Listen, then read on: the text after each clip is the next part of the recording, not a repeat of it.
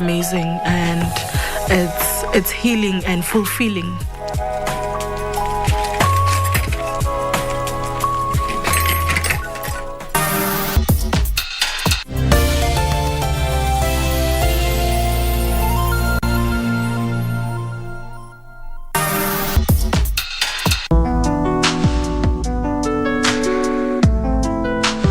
Dar es Salaam is my home, my city. I've been everywhere, seen everything. In Kiswahili, we say karibu. I bid you welcome. I'm a seasoned photographer and content creator. This is what I do on a daily basis. Come along and I'll show you my 5 top spots here to document daily life.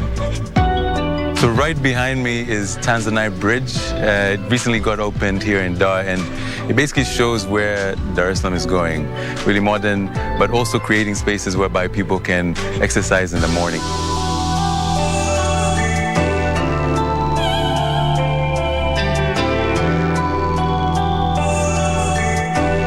So this place, I generally come and then capture some photos, and it's a perfect place to actually give you the first tip for today, which is composition. You can use the art of leading lines to capture a beautiful shot of this bridge. As you can see, there's a lot of lines leading to the top point over there of the Tanzanite Bridge, which is the Uhuru Torch, and the perfect place to actually capture a photo. The thing about this city is beautiful, and when you start seeing these old architecture, it's just amazing, man. Like, I would actually like to stop.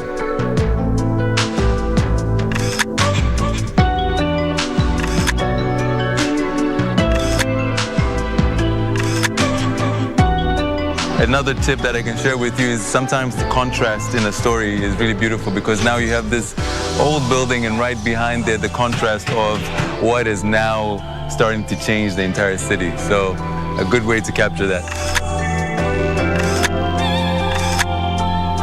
That's a wrap. Let's do it. Let's go to the next scene. The journey of growing up in Dar has just been an amazing one, man. I started exploring at a really early age, remembering playing with other kids in the streets, making those cars with whatever you can find. And that was kind of like an upbringing whereby I think it allowed me to hone in on my creativity. So I was doing a business degree, but I was teaching myself how to be a photographer. So right now, actually, where I want to go is I want to take you guys to my barbershop. When taking portraits, it's important to capture your subject in the right light. Think about where your light source is coming from in relation to your subject. I like to keep my subject in the foreground and ensure they are in focus. Capturing emotion and getting the moment just right are also key in getting the best results. Now we're at Central Park. It's one of my favorite places to actually come to eat. They have one of my favorite meals here. It's called the Lazy Waffle.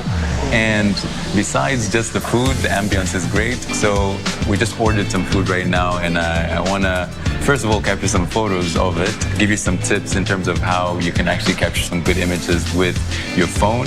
And then after that, we will munch. Thank you so much. So this is the Lazy Waffle, and I want to give you a little bit of a hack. So generally, if I want to shoot with my phone, it allows me to have a lot more control over the images that I'm capturing. So it gives me all the ISO settings, and it has the grids over here, and I'm able to capture images properly with my phone, and it can capture it with a raw setting. So when I do it that way, I get more control over the quality of the images that I create. And I'm able to add a bit of a tone to the image before uploading it online. So perfect for editing your images and taking your images with your phone. Highly recommend it. Thank you for sticking around. There's one more spot that I want to share with you guys. So let's head there so you can check it out. It's one of my favorite spots to catch the sunset, enjoy the ocean waves here in Dar. Let's go. So like many spots, this is another spot a lot of the residents here in Dar come to relax and be one with nature. It's right by the ocean, so it's a great place to find calm, peace and calm. But it's also one of my favorite spots to actually capture photos.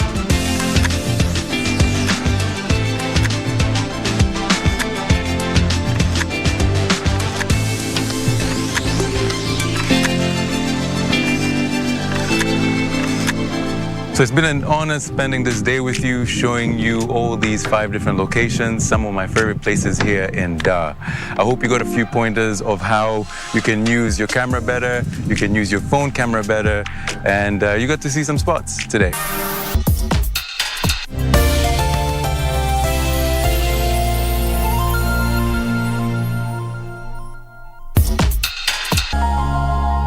Coffee in Ethiopia is so related. Some people say it's a way of showing love to one another.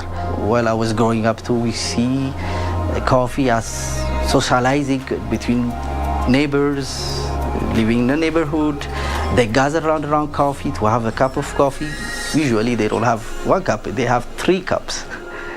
Ethiopia and coffee are intertwined.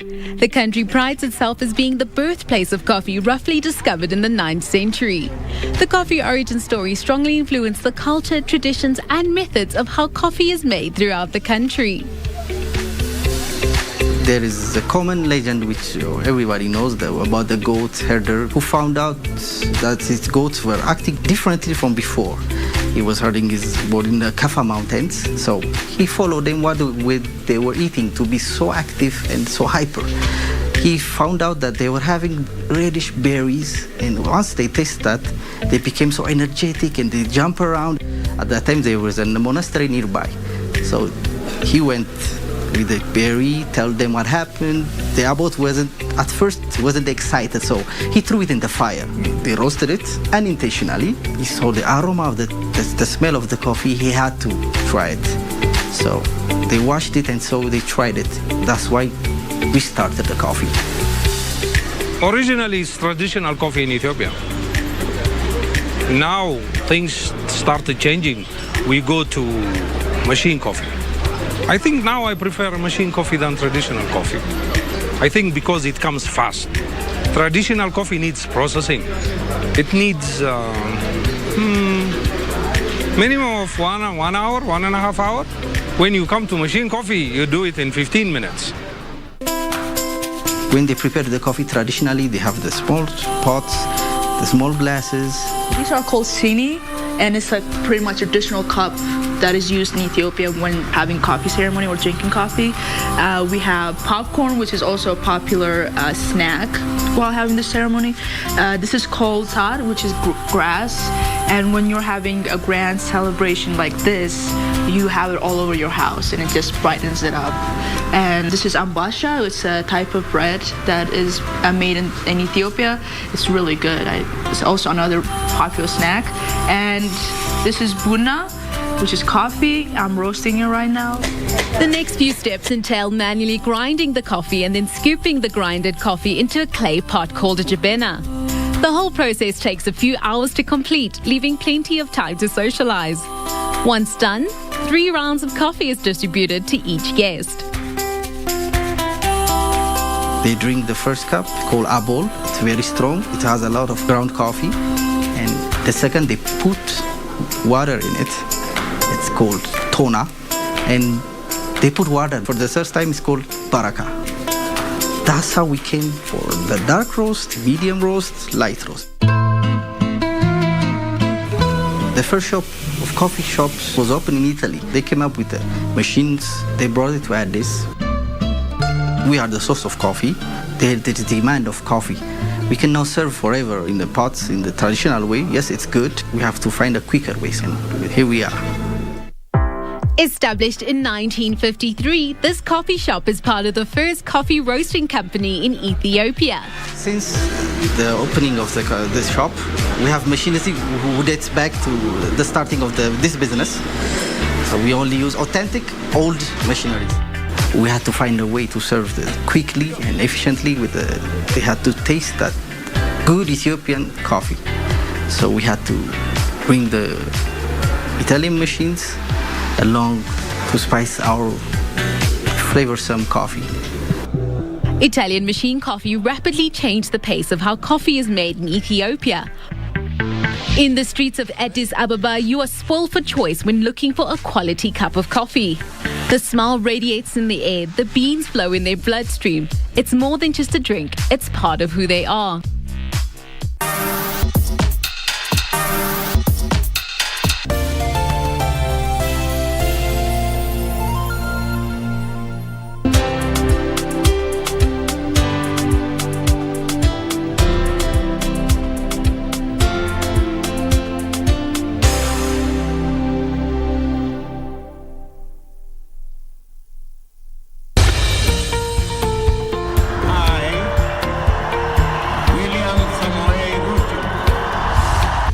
the dust settled on rigorous campaigns, Kenyans are waiting for elected leaders to deliver on their pledges.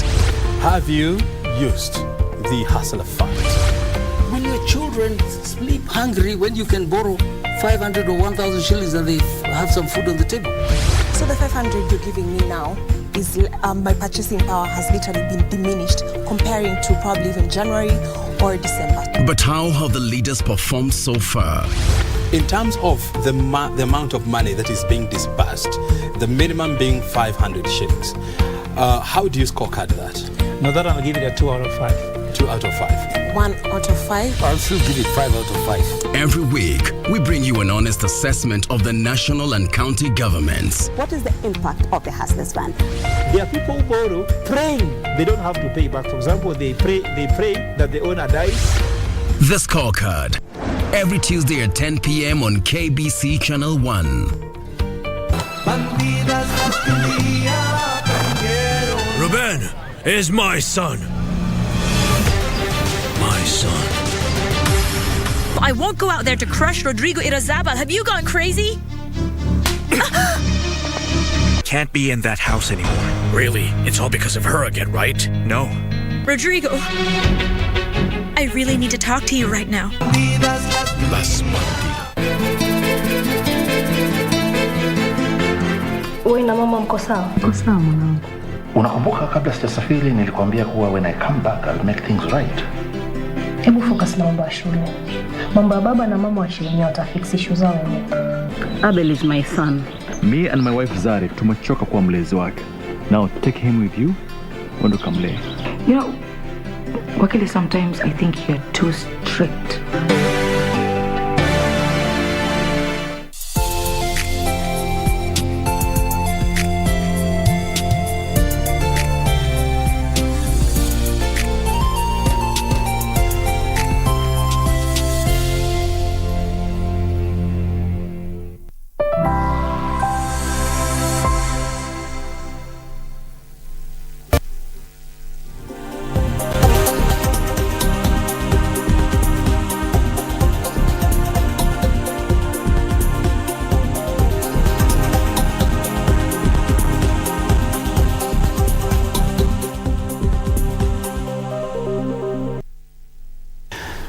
Good morning. We are live from the broadcasting house here in the county of Nairobi. My name is Bentro Njue. Thank you so much for making time for KBC News Check, a program that is designed to ensure that we keep you in the know on all the latest happening here in the country. And talking about the latest happening, a lot has been happening, and especially when we talk about matters leadership and governance. Just to mention a few that will be forming the basis of our discussion today.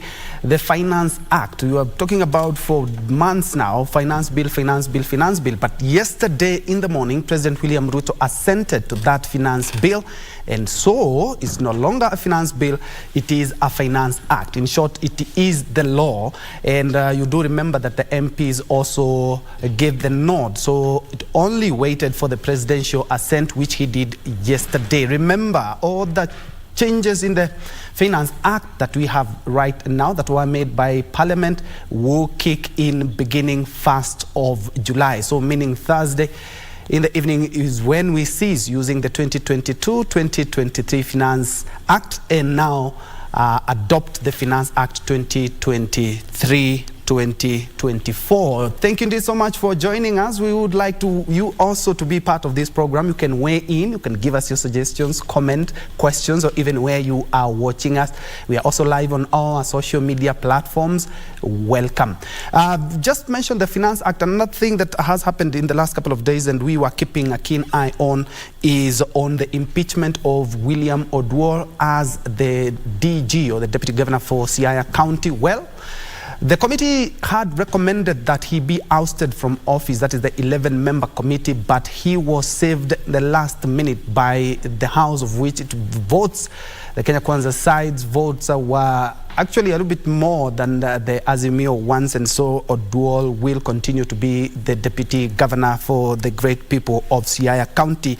And also one thing that we are expecting today is that according to Azimio, they have talked about in regards to the now Finance Act, they are going to be consulting with Kenyans, and so they have organized what they are calling a consultative forum at the Kamukunji grounds. But somebody might wonder, are we going to experience exactly what we experienced a few months after the elections during the Azimio demos? Well, let's wait for the consultative meeting, as they like to call it. Of course, there are a number of activities that are also currently happening in the country. We have several parliamentary committee meetings today, and a number of MPs yesterday had quite busy. They were quite busy yesterday, and today in the morning it's no difference as well. We are also keeping tabs with the second national conference on justice systems in Kenya that is currently underway at the Tangaza University, and also the signing of the Atkins International Limited design contract for Nairobi Railway City project. These are some of the key issues that we are keeping tabs right here on KBC, and most of which we'll be carrying in our news. Welcome again to News Check. Well, I have said a lot, but allow me to introduce my panelists, beginning with my immediate left. He is a doctor. His name is Harun Isaac Hassan. Harun Isaac Hassan is also a leadership and governance expert. Doc, it's also good to see you again. Good morning. Thank you. Good morning. Just next to him, we have Newton Ogada. Newton Ogada is a philanthropist and also the director of God Will Provide Children's Home. And in your capacity here, you said that you will be coming here to speak as a Kenyan, because, of course, what we passed as the Finance Act is going to affect all of us for the next 1 year. And also, I'm also expecting Honorable Alpha Miruka, who is the Bomachoge Chache MP, who is supposed to be getting into the conversation a little bit later, and also Ronald Kambi, who is an advocate of the High Court. And we really do need an advocate of the High Court at this panel, because not only did Senator Okia Mtata talk about or even go to court in regards to the Now Finance Act, we are also expecting the Civil Societies Act. They say that if at all this is passed the way it is, we will have to go and seek redress or constitutional interpretation in the corridors of justice. Well, thank you so much indeed for joining us. Remember, our social media platform would like it to be quite robust today, because this conversation that we are having is a conversation for all the Kenyans. First things first, gentlemen. Yesterday in the morning, the president did give his signature, appended his signature to the finance bill, then, which now becomes the Finance Act. I would just like to sample, it's a discussion that we're going to get a little bit deeper in, but I would like to sample your reactions, Doc, as a governance expert. Thank you very much, Ben. We know very well that we have talked about a financial bill quite a long time. It has been politicized, and it was never been looked into objectively. It was a political battle that both Kenya Kwanza and Azimio parliamentarians were fighting on. Eventually, significant number of amendments were made based on the contributions from citizens, as well as pressure from Azimio.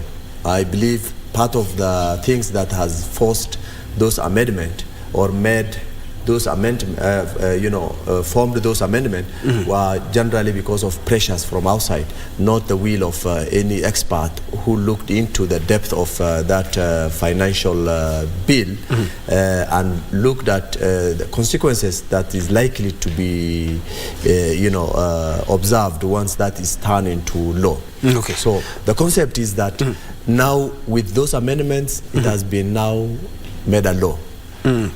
Now we have to shoulder it as it is, based on the few amendments that has been made.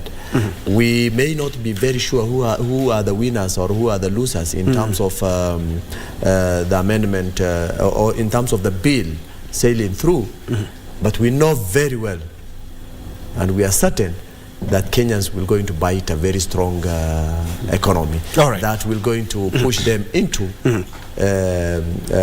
difficult times that is expected. We know there's a lot of inflation at the moment. Yes. Even over our currencies, dollars have gone up to 140. Sometimes it goes in the black market up to 145. Wow. Other currencies are similar. And that means as Kenyans being known for, living on currencies that are, products that are exported, imported from other countries, then we know Kenyans will have to bite that difficult time. And know that the financial law or the Finance Act for this year will be a difficult thing for them. All right. I wanted just to mention the issue of exportation. Okay, actually I wanted us just to have a feel, because we're going to dive to greater heights and depth. Newton Ogada, I remember the budget committee chairman, Kimani Kuria, said that this year's finance bill then was the most robust and the most that Wanjiku has put in. As a Kenyan, do you really feel that the public participation was quite robust and it represents what Wanjiku would want in the next 1 year? Yeah, the problem we have is our member of parliament did something opposite. Because now I cannot say it is the ruling party or the opposition party, but they could have listened to the cry of the people. Because when you look at the media, all the cries about this financial bill, which now it's a financial act, it has been so difficult even before this act came in. And when the member of parliament were voting about this, you remember, one grouping said we will pass it without even changing a comma, which means it was not something which there was bargaining. It was already cast in stone. Yeah. There was a discussion outside the parliament, and the majority decided to do it. So what helped it a little bit is about the opposition, which made a lot of noise, and they just played cool to reduce it from 3% to 1.5%, which actually, if you look into it, is bringing down everything. If we talk about this bill or act, because already the president has signed it, you will see that the fuel price, they added twice. It is it's a double thing, from 8% to 16%. What does that mean to common mwananchi? We have Mama Mboga, we have Boda Boda, we have wheelbarrow, according to their proposal. How will a Boda Boda guy fuel his motorbike or her motorbike to do his useful business? And then we're still saying it is now a bottom-up system. So to me, I think before the president had signed this document, he could have listened to the cry of the people, and they could actually rectify what they put as a bill. All right, and it's a good thing that you have pointed out a few things that indeed we were waiting for the MPs to make a logical decision, and especially on the fuel, because it formed the bulk of the discussion in Parliament. But at the end of the day, it wasn't changed. It was, the proposal was 16%, and that is exactly what, during the 87 amendments, we saw that some were thrown out and some were adopted. But all right, let's first of all rope in another guest who has just arrived. He's an advocate of the High Court of Kenya, Ronald Kambi. Karibu sana, Ronald. Thank you. Let's just throw you to the deep end. We are looking at just a feel of the Finance Act, which was assented to by the president yesterday. And I had mentioned earlier on is that the Busia Senator, Okia Omtata, who is also an activist, has already moved to court, had actually moved to court before the finance bill became an act yesterday. And there are some of the redress that he is seeking from the corridors of justice. I would like you to have a feel of that. My brother, what is there is that when the president was doing campaigns, he had a social contract with the Kenyans that the cost of living was to tremendously drop. Actually came up with a slogan called the Hustler, the Mama Mboga government. And what you can know very well is that the powers of the president come from the people under Article 1, Article 1 of the Constitution of Kenya. And actually what is there, why Omtata is going to court, and his court currently is believing that there was no public participation, or if there was public participation, those proposals in the public participation were not catered for in this Finance Act, which shall be enforced as from 1st of July. And I humbly requesting that the judges who are handling this matter to just use the Solomonic wisdom the way they have been using, so that they can just do what we call as to stop this act of parliament, because it's absolutely draconian to the local mwananchi. Why Umtata has gone to court is that he's believing that for example, the housing, this housing levy is not anchored in any law. It's not anchored in the constitution, because the local mwananchi has a freedom of choice. There are people who have houses wherever they're coming from. They are believing that we are servicing mortgages, and we have a fundamental human right in the Constitution of Kenya 2010. They are believing that we ought to have been consulted. We cannot be able to be paying the mortgages for the house. We don't know where it is situated. We were not consulted on where the house wishes to be situated, and also it's also going to the is also challenging this what we call as the increment of the fuel levy from 8% to 16%. It is believing that there were amendments in the the public participation. The mwananchi had said that that one is a bit draconian, and the powers the MPs have and the president has comes from the constitution. They are believing that actually this act of parliament, the public participation, the proposals which were amended, these proposals were not entrenched in the amendments which they were yearning for. All right, and still we will be talking about what sort of redress the anybody that who goes to court, not only Okiya Omtata, civil societies have also threatened, and even the Federation of Kenya Employers has talked about whatever happened in the amendments was not quite exactly what they wanted, and what are some of the changes that can be after already we've passed the finance bill to a finance act. But that's a little bit later. We're talking about public participation. It's a good thing that everybody has mentioned that. And one thing, if you're talking about public participation, like we did in the 2010 Constitution, I remember I was part of the media before we promulgated it.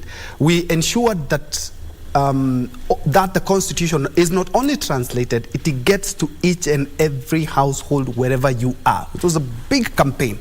But when we look at the finance bill, it has never been translated into Swahili. And the time that we talk about since the finance bill into the enactment to a finance act, the time is so limited. Doc, I would like to pick your mind on how the public participation, it's a good, Wakili has mentioned that they're talking about whatever that happened in the public participation. We are not quite seeing it in the Finance Act. Yeah, a number of things have happened in this country in terms of constituting laws in this country. You know, our initial law that was governing us, our constitution, was adopted from our colonists. Later, on self-interest, leadership has changed few clauses, or many clauses, if I may say it, for their own self-gain in terms of governing, in terms of their knowledge, in terms of how they could, you know, craft their own constitution. Then the 2010 Constitution came into being. Then when the 2010 Constitution came into being, the process was hefty and long. There was pull under that angle you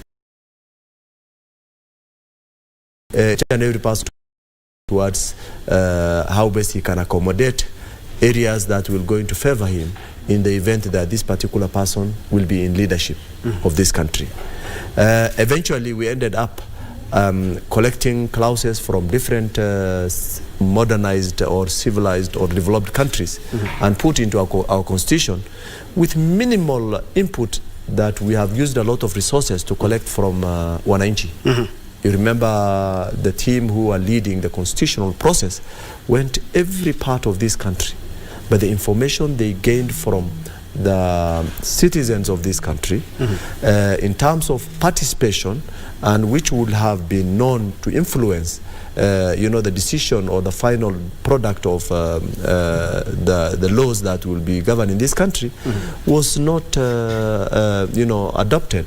Similarly, these are traditional things that we may always talk about public participation, and it is just for purposes of ticking the clause, or what do you call the checklist, that we have had a public participation, and therefore certain laws pass on. For example, let me give you one thing. The house levy initially was crafted in a manner that if you are given, if you contribute 3%, you as an employee, and your employer contributes 3%, which is 6%, this becomes a contribution like savings. But when situation changed and quite a number of pressure came up and said, hey, some of us, we are already paying mortgages. Some of us, we are already engaged in other source of, housing. Some of us, we are already having our ancestral houses. We don't need houses, actually. We need other priority. We have other priorities. So on that aspect, what happens is that when participation was conducted, significantly, all Kenyans says we don't need this because we already have our own pressure. Then what happens? A proposal was raised to reduce the amount, and then the amount has been converted into tax. And then the tax, the percentage has been increased from the initial net salary to the gross salary percentage, which is basically they are still collecting the 3%. Because if the amount of money that has been denominated with the percentage is the gross, then you will eventually still have double of what you expected to get.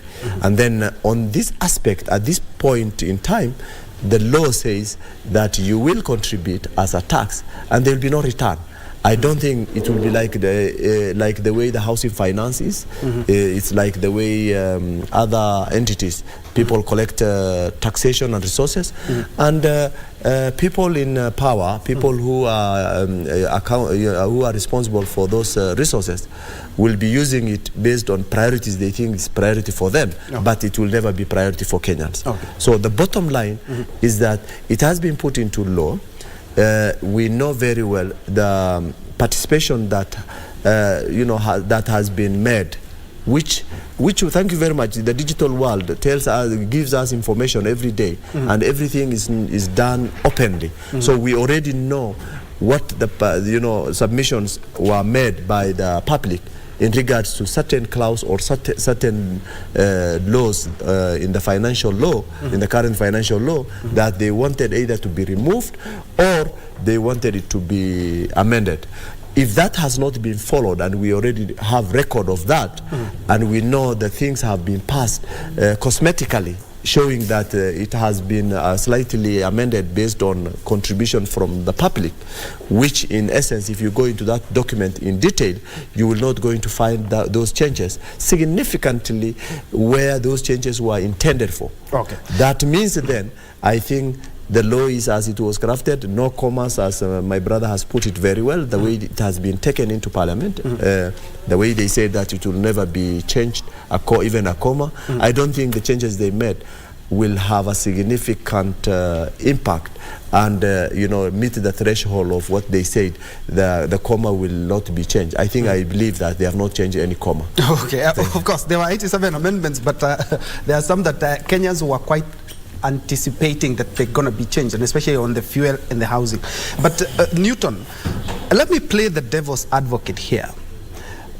The housing fund was enshrined in Kenya Kwanza manifesto, and we elected Kenya Kwanza, and now Kenyans are crying foul and saying these are things we don't know, what is this, but it was in the manifesto. So Kenyans kind of didn't actually read the manifesto, well, because that was supposed to be there. Because if I told you today that I want to be your MP and I want the first thing when I get into office, I want a 2 million shillings salary or 5 million shillings. And if you elect me, I'm going to do exactly that.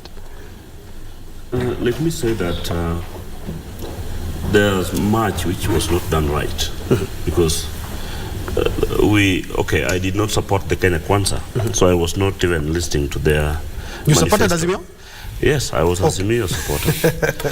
Then the truth of the matter is, we had this housing even before Kenya Kwanza. We have railways which did build a lot of housing here, and nobody was taxed. The government looked for their own money and built the housing, and then whoever want to buy this house will stay here for a number of years. By the time you're paying your house rent, that's how you pay back to the government. There was no good consultation between who is to pay what. Because number one, for example, I'm living in the community where you will find a teacher is a beneficiary to the family. He's the only one, is the breadwinner. When he goes to work and get paid maybe 23 to 50,000, this money is the only money that the entire family, most of if you are the first one, will use to go to school, will use to eat, and you will even build your house and your mother's house with it. And if I just want to talk a little bit about even the teaching, their circle. They have a circle where they borrow money and build their own houses. Then you are allowed to go to the bank and get money to build your own house. And then you pay it as per the agreement with whoever is borrowing you.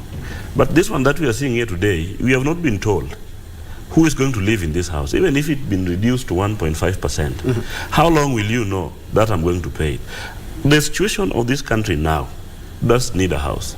Because I've been to all other countries. We have other countries that they have those who doesn't have house totally. They live in the street, the homeless people. But here the homeless we have are just guys from the street here, which the government has not done nothing to support. I have nothing against the house levy or to build housing. But according to the situation of economy, as we speak today, it does not allow us to do. It's like you're in your own house and you cannot manage to have a meal, but you're planning and taking loan to buy a vehicle. I know we may need a vehicle to drive. You may need something else, but you cannot wake up in the morning and you buy a vehicle while your child cannot go to school because of school fee. Buying a vehicle is not bad, but paying school and buying a vehicle, these are two different things, and the one that you need is that. When I was going through, I checked and I found that the employment rate in this country is 5.74%. Then the 5.74%, which are in the employment, will not manage to pay everything. Even if you cannot, you will never manage. And I've never seen a country which is being managed by taxes from those who are not working. My thoughts or my wishes was, if this Kenya Kwanza government could have think widely, the best they could have done, number one, is to look for investors and find out how each and every county can have maybe an industry which manufacture one thing, and they will employ, because when I give you a business, you don't come with workers. You will get workers from my own country. And then when you work with them and you pay them, then now I can get that tax from whoever is working. But now, we have a number who are not working. They have never been employed anywhere in the world. They are just surviving with motorbike here. And you're telling them, if you stop here, you have to pay. And let me tell you, we don't have only this tax that we are talking about. The county government has their own tax. You will find the same motorbike guy is being taxed by the county government of using or doing their transport. Then you will find when you are opening like a small shop, the county government will come and you will pay for license. And then after that, then you have to pay the tax of what you're doing. So it is not just one tax. Most of Kenyans, we are only looking about the finance bill, it's becoming an act and all, what have you. But we have the county there which you cannot even open a shop without paying the tax through the licensing. You know, so if you check into this, we are going to get into a coma. And I'm disappointed somehow with our constitution that allows 180 members of parliament to pass something without consulting everybody. Because I know, even them who passed this thing to be an act, they did not like it. Because when you go back home, I'm living... So good we have Mheshimiwa now here. He can tell us whether, you know... I'm living next to my area, my former area MP. If you go to their home, because Mheshimiwa is there, their home is full. Like, if you go there in the morning, you'll find maybe 200 people there waiting to see him. He have to part with money. Even now, if he's going home over this weekend, he has to go with some change. And this money is not going to help me because, number one, the sugar that they were buying, you can give somebody 200 things to buy, go buy sugar, maybe soap and something. Now the sugar is 200 plus. June 27th. But on 1st July, this sugar is going to rise again. Because of the fuel levy that they did not even reduce with 1%. Right? Okay. When the fuel is up, let me explain a little bit. Everything is going to rise. Which means even him, when he's going back home, if he was giving 200 shillings, he have to add to be 500 shillings. For this person to get even a soap and a sugar. So to me, I think Kenyans should come down again and we discuss this thing widely and we see what we can do about it. All right, let me first of all hear from Mheshimiwa. Mheshimiwa, karibu sana. Thank you very much. Actually, we now have Alpha Miruka, Honorable Alpha Miruka, who is the Bomachoge Chache Member of Parliament. And listening to what these three gentlemen are talking about, it's quite evident that I believe you will be on one side because they are not supporting the Finance Act that was assented by the head of state yesterday, but you're part of the 188 members of parliament who passed that bill. And I remember your budget chairman, Kimani Kuria, Kimani Kuria, Molo member of parliament. I remember him saying that in this year, this was the most elaborate and robust public participation that has ever taken place before a finance bill is passed. And a lot of Kenyans, everywhere, they were quite against the 8% to 16% VAT on fuel and fuel products. And you guys went ahead and voted as a bloc, the Kenya Kwanza bloc, and even some of the MPs from the opposition also. Is that the real picture on the ground? Because Mheshimiwa, you always go to Bomachoge Chache. Is that the feel that wananchi are so, hey, you've done a good job in passing that bill? Thank you very much. I want to start saying, first of all, thank you for this opportunity. Welcome. I really like KBC because it's our #1 channel. Finance bill, let's start about the history of our budget making. I'm lucky to be serving my second term in the 13th Parliament. In the 12th Parliament, finance bill came in 2018. At every start of any government, we must have a finance bill. And the essence of a finance bill is to prove to the budget that this budget I'm making, this is how I'm raising the revenue to fund the budget. Now, in 2018, drastic changes in the finance bill were so deep than now. In fact, the mood of the members during that time, 100% were against. That's the time now, petroleum products, we introduced now 80%. Actually, it was 16%, but after making a lot of changes, they allowed 8%. During that time, they were reducing CDF. During that time, they were reducing GAF. They had a lot of drastic changes, which every member of parliament was against. But at long last, that finance bill passed because it must fund the current government during that tenure. Now coming to this financial bill 2023. This is an act now. Yeah, it's not an act. It's obvious now you must be ready to part with the 1.5% housing levy. Now if you earn more than 500,000, prepare 5% increase in your pay. Now there's a lot of changes. Now, but you haven't answered my question. Is that exactly the feel of the residents of Bomachoge? I want to explain. There is no change anybody will accept. Me, I usually go to the ground.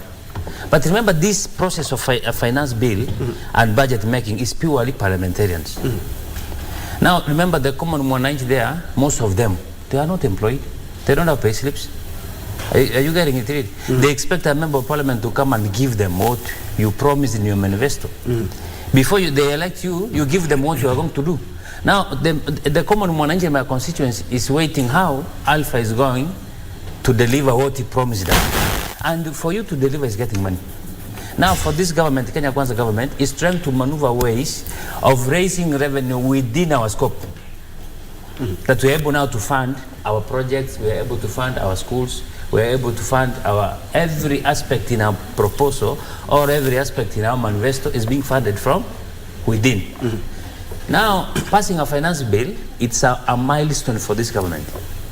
My concern maybe is that after generating all this revenue, correcting all this revenue, is it going to be to the intended purpose? That's why in Parliament you see a lot of amendments. Amendment number 1 was about the housing levy. Housing levy was supposed to be 3% of the basic pay. Of the basic pay. And it has a cap of 5,000. That means nobody will be deducted more than 5,000. But now you will find a smaller pay slip will pay more than a bigger pay slip in terms of basic pay.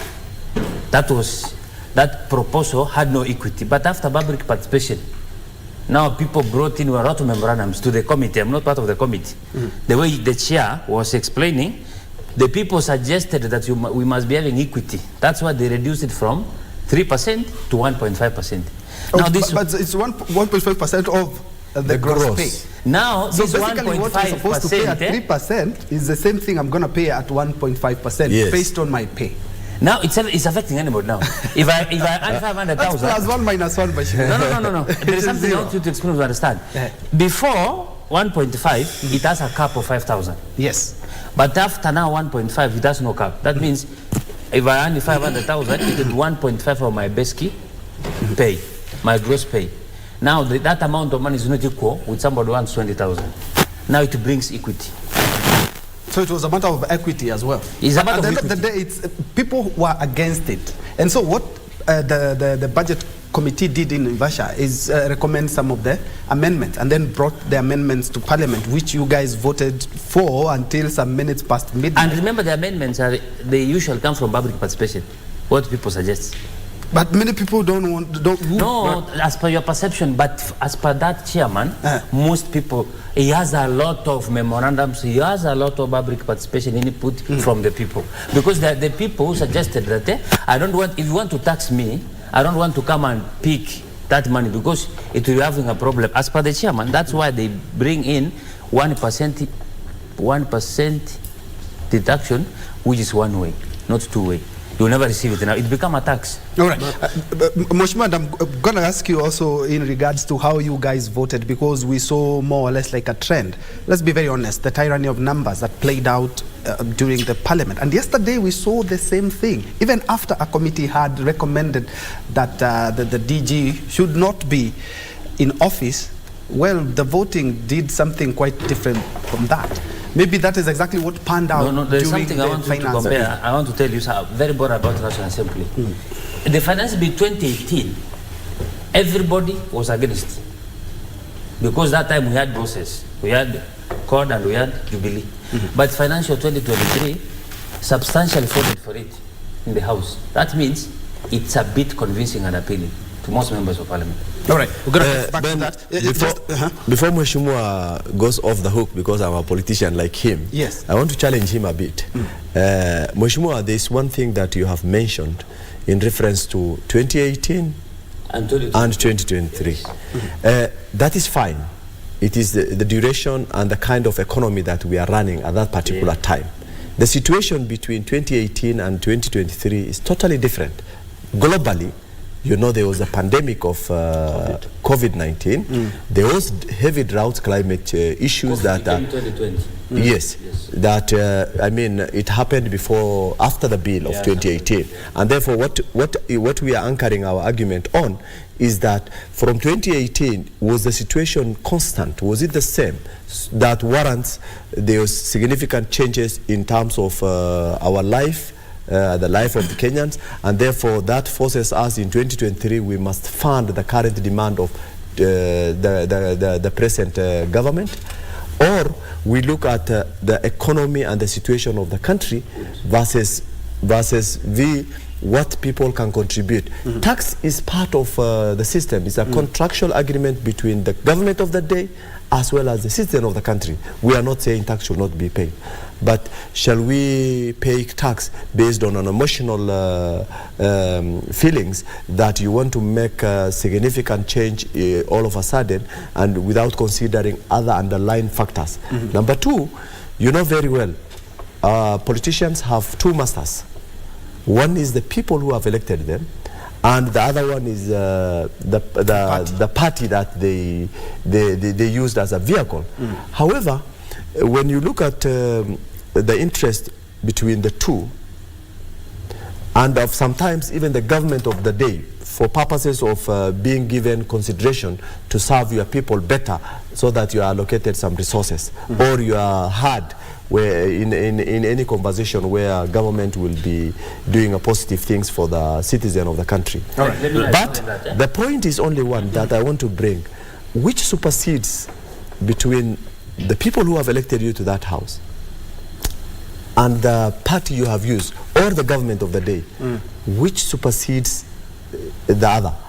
In my understanding, in my belief, is that our politicians have taken their priority and their king as the government of the day, as well as the vehicle that has taken them there for purposes of their own interest. And I think what Doc is they know very well. I remember even the presidents were talking about giving more or less a thin-veiled threat that I want to see a member of parliament who would vote against this.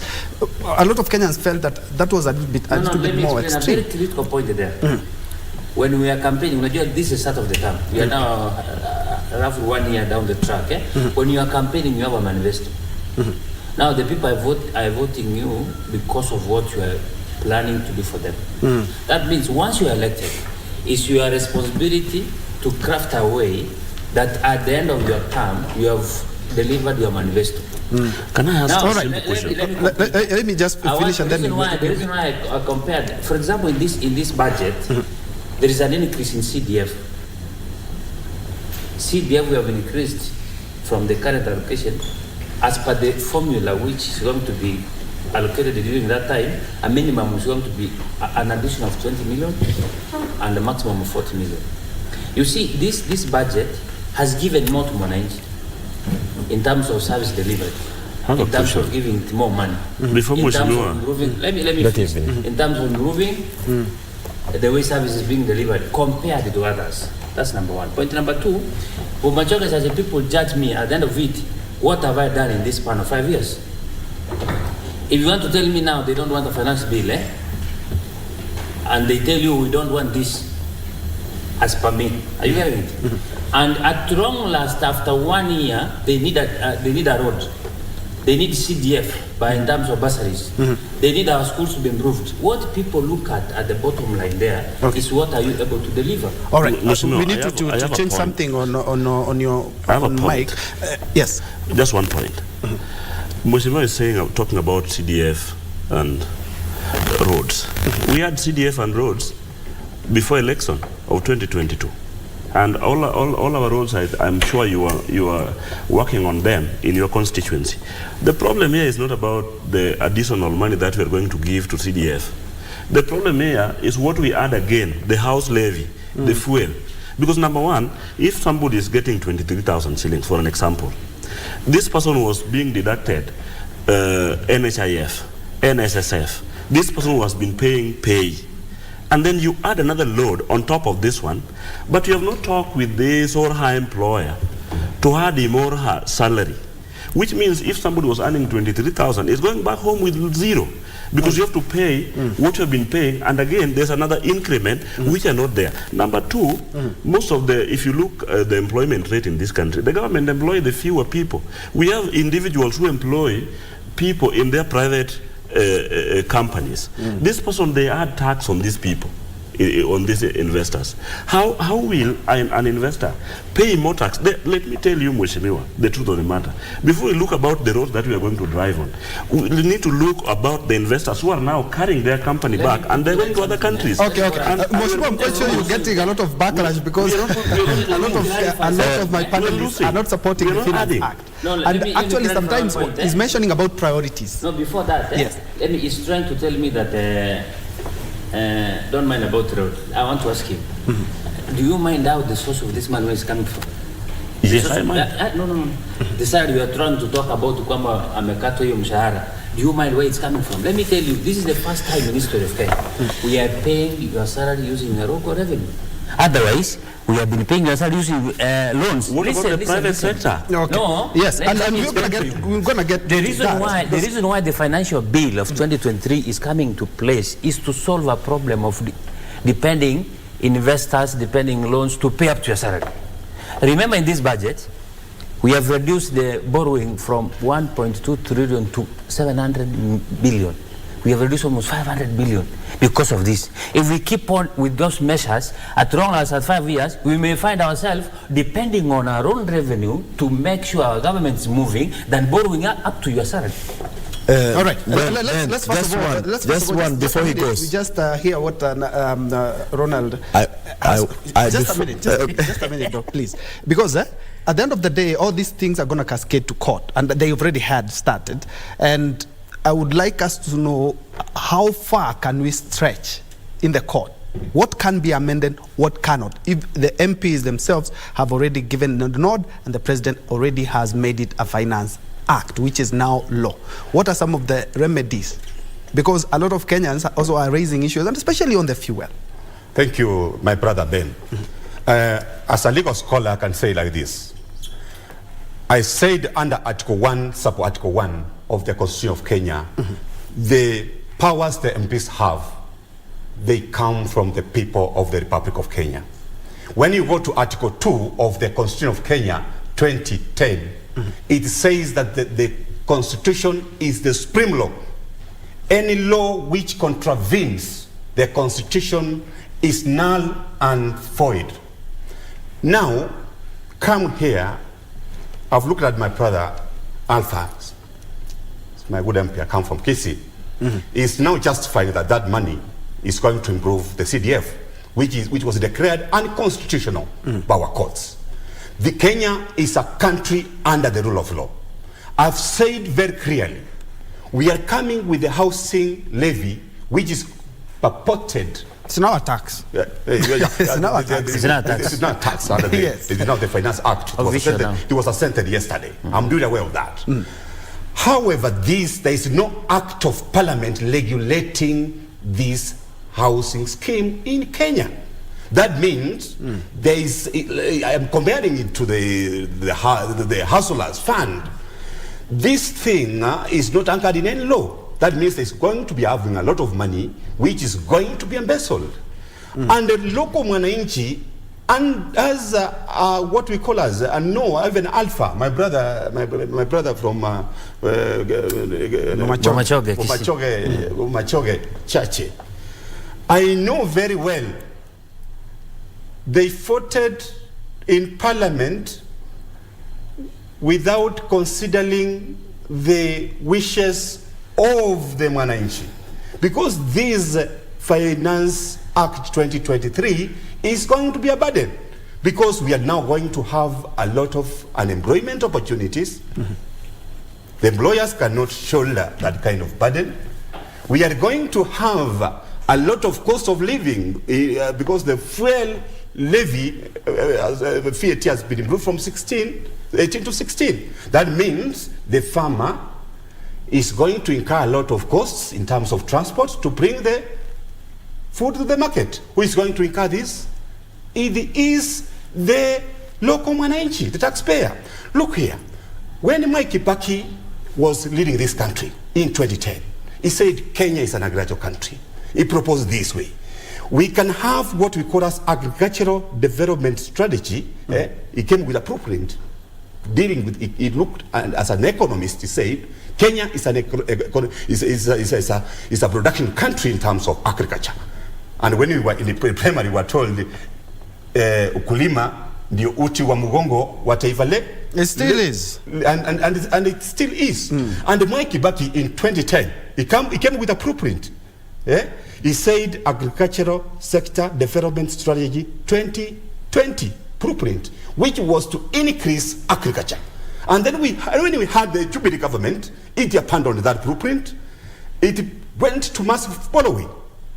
And now we have the Kenya Kwanza government. It has also abandoned that blueprint. It has resorted to inserting unnecessary burdens to the local management without following the constitution. I'm seeing this as an independent judiciary.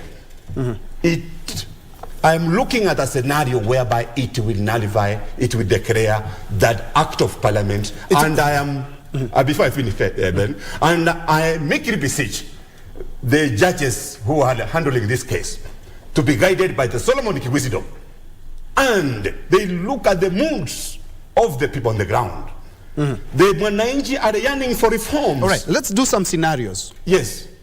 Okiya Omtata has already challenged that in court, and some civil societies have also had already threatened that if at all it is ascended to, it is going to be law, and we are going to be using the Finance Act. But we say that we will go to court.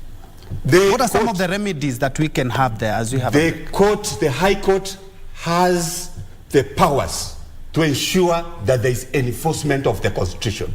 I've said under Article 2 of the Constitution of Kenya, any act of parliament which is passed should be in tandem with the Constitution. And now the High Court may look at it and say there was no freedom of choice. The freedom of choice, which is a fundamental right, was not taken into consideration, and the act may be declared null and void, and it will not see the light of the day. All right, Doc and Mheshimiwa, you're going to be responding to that, but let's have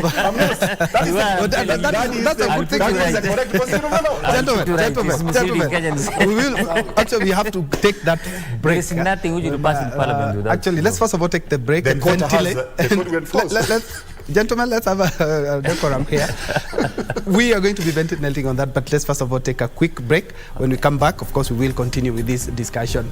We saw even the tyranny of numbers, but we will talk about that when we come back.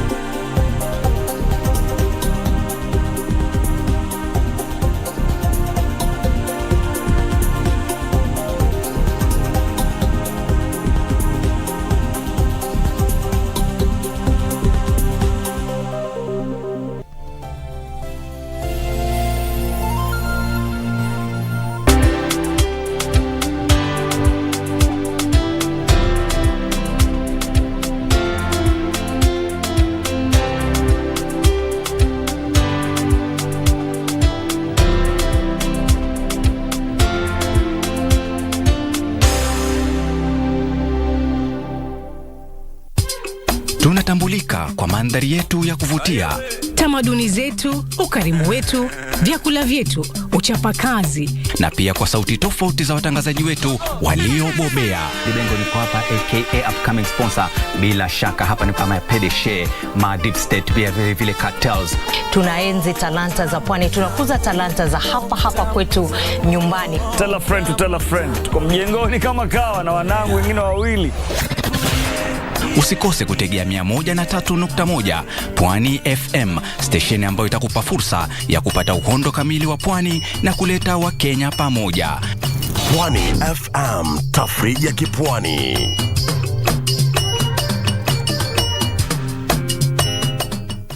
Got to stay true to the things you know are right. That's the reggae music.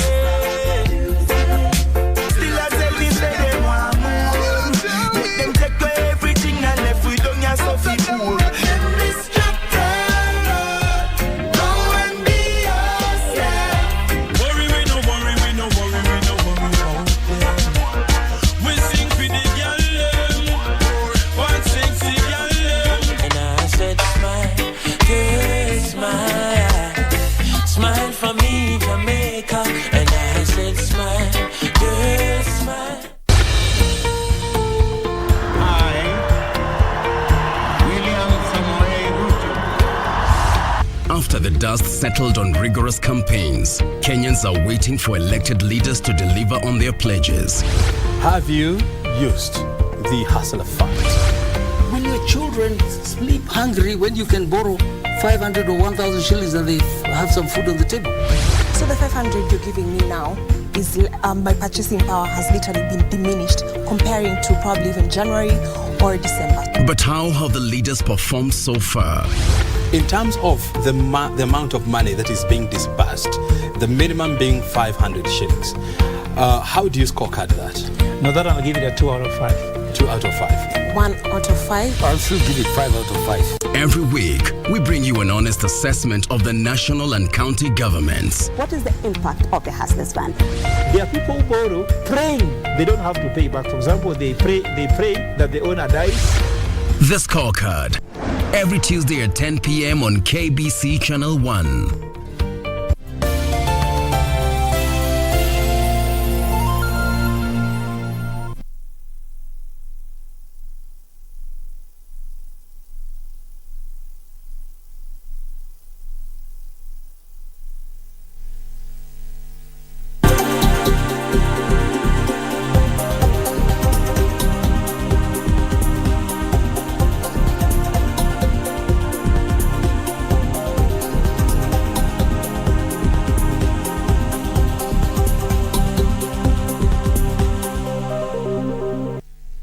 This is KBC News Check, and just in case you joined us, we're having a candid conversation on the state of the nation, but we can tell you for a fact is that Finance Act, since it's sent by President William Ruto yesterday in the morning, continue to elicit mixed reactions. And of course, I have my panel of experts here to weigh in on that.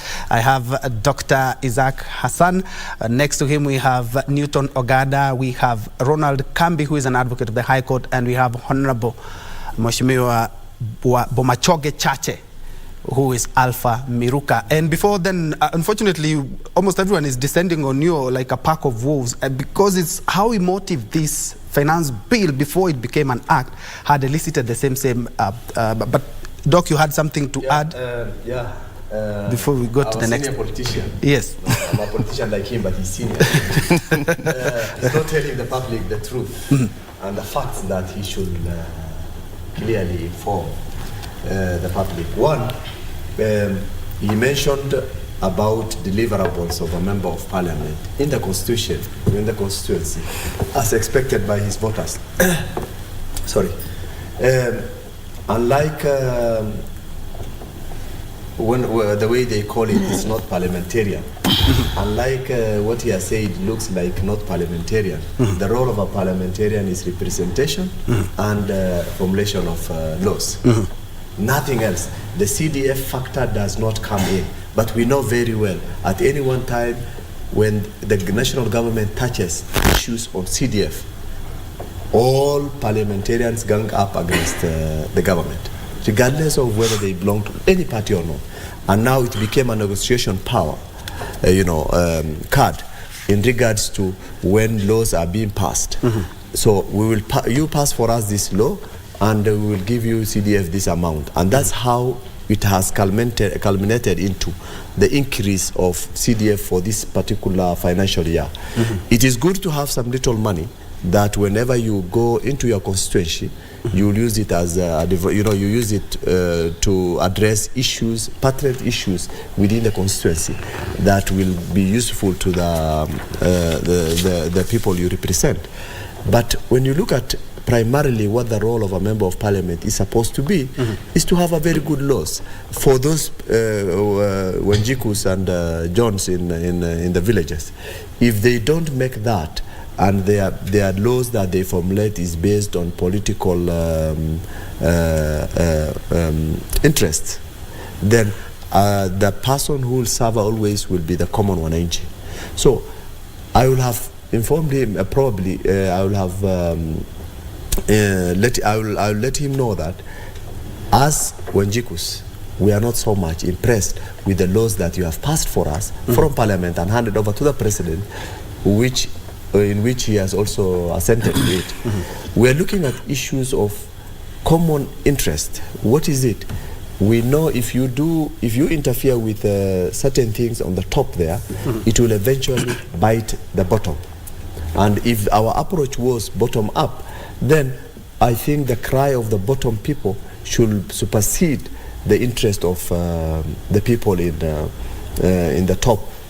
there. I know if Mheshimiwa is charged 1.5% of his gross salary every month, he will not even sense it, because that 1.5 is not even a breakfast in one of the restaurants that he goes. Him and I don't feel those bites. Yes. But the people who depend on us, there are quite a number of people who depend on that. For example, if I go to the village, every time I go to the village, people come to my place, come and say hi to me, and you know, you see the main purpose is not to come and greet me. The main purpose is to see whether I'm able to give them a bit of handout so that they are able to get something, put something on the table of their for their children. And it forces each and every person in the society who matters, when he goes to the village, has to carry some money and give out as a handout. But is that the way we want to go all through? We don't want to move that way. Number two, we don't want to rely on tax. Countries don't rely primarily on tax. They generate their own resources. For example, if we dwell on agriculture and we start exporting raw materials outside the country, the taxes that we will put on those raw materials for those big industries is sufficient enough to supplement resources for those who are low-income earners. But again, if we concentrate on 20,000, 30,000, 500,000, because the bracket of people who earn more than 100,000 in this country are very few. Very few. They are insignificant, actually. And in any case, they are again political, they hold the political positions. All others who routinely go for work every day earn below 100K. And if you tax them heavily at a rate of 1.5% as an example, I'm just using the house laws, the house levy laws as 1%, they may pay some little money, but you see, the other person will not going to feel the 1% being deducted from his salary. For example, we feel like me and Mheshimiwa, we drive gasless. We don't care whether fuel is increased or not, because we have already decided to go that way. But look at the person, you will have actually taxed heavily those vehicles, gasless, so that we are not tempted to go and buy those ones. And if we must buy, we are able to pay sufficient tax for the government. But when the person who is buying food will be affected by the fuel levy that we have increased, and you know at the end of the day his income is less than $1, then you know there will be starvation. We'll be dealing with a lot of people with issues related to food insufficiency, malnutrition will start, and people will be starving.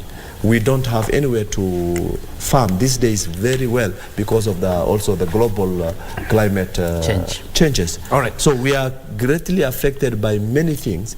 We are being attacked from every other corner, call it from environment to poor political landscape or leadership, or call it the economy, inflation, drought. A lot of things are affecting this country.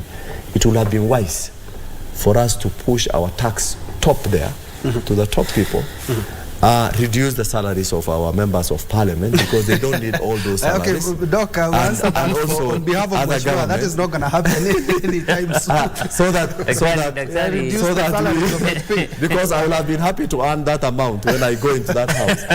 All right, and still on the same, you've talked about Gazlas, and I'm quite sure now, because Mheshimiwa, you took away the taxes for the choppers and something, I might see you in a chopper to ride maybe one day. I'll never do that. Newton. Yes. I'm looking at, let me give a practical example. The housing tax now, because it was the levy first, then the tax. If an institution like KBC, let's say we have 500 employees and we are being deducted 1,000 shillings every month, that is $500,000 every month, which KBC is supposed also to match that, right? A lot of corporations, state corporations, are struggling, leave alone businesses. State corporations which get a lot of funding from outside and also from the coffers, the national coffers as well. But now it brings in a new issue. A good example is your case. You have a home that you house over 100 kids. Not because of the harsh economic times, and you also have a hospital that is supposed to pay the taxes also for your employees. Are you going to be adding more employees, or do you think of maybe reducing them? And in matters philanthropy, you have over 100 kids. You cannot send that kid away. How are you going to survive? Thank you for that, because I wanted to explain something to Mheshimiwa, those who pass it. Yeah, Mheshimiwa. Number one, I explained that I employ people. I have a lot of employees. You know, it's the time that we're going to give new contracts. I'm going to send some people home, not because they are not performing, but because I will not manage to maintain them according to what is coming up. Number two, if you look into the employment rate in this country, the private sector employ quite a number of people. From agriculture, if you go to the agriculture, they employ a number of people, construction and what have you. When the fuel is 16%, all the prices are going to hike, which means even those who are building massive building will stop, and they will reduce the employment of their people in their construction companies. Number two, when the fuel goes to 16%, I don't know how I'm going to manage with these kids because they don't have their parents. Remember, this kid is relying on me from clothes, school, food, health. Then you are telling me to pay house levy where I'm not going to stay. And I don't know how I'm going to balance myself to pay this and my staffs and then still come and keep these other family members that I have. My advice to this country is just one. And it's good because we have the member of parliament. I don't think if one day I'll be there.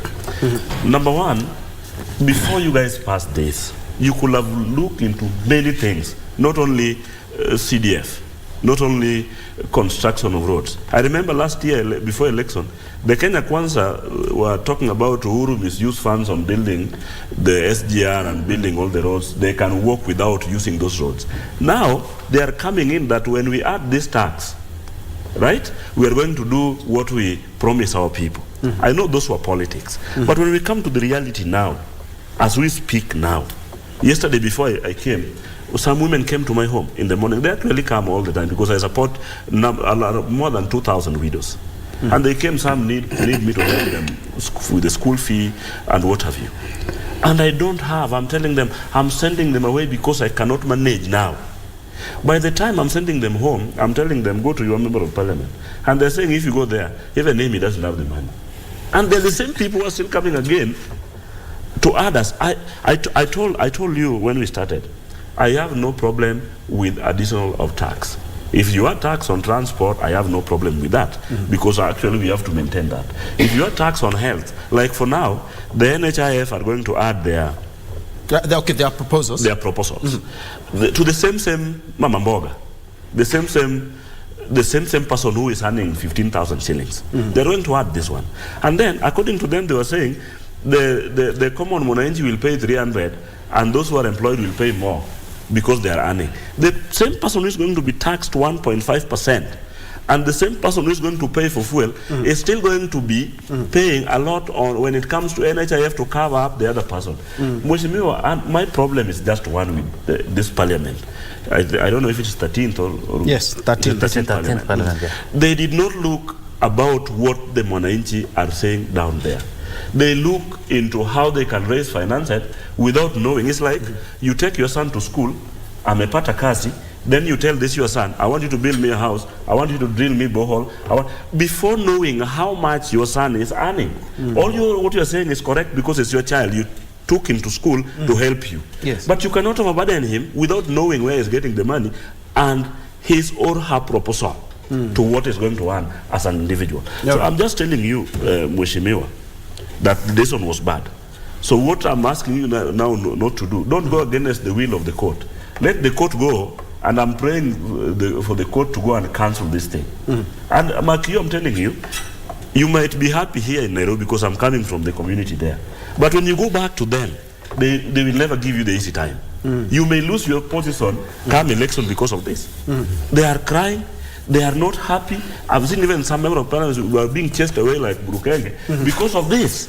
Here is okay, we can speak here. Now, but when you go back to it, I'm telling you, it won't be easy as you guys see. All right, it will be a travesty of justice if at all we just, because looking at what the Finance Act is talking about, it's talking about a number of issues, but more or less, the ones that are gaining traction are the ones that want Kenyans to fork out more taxes.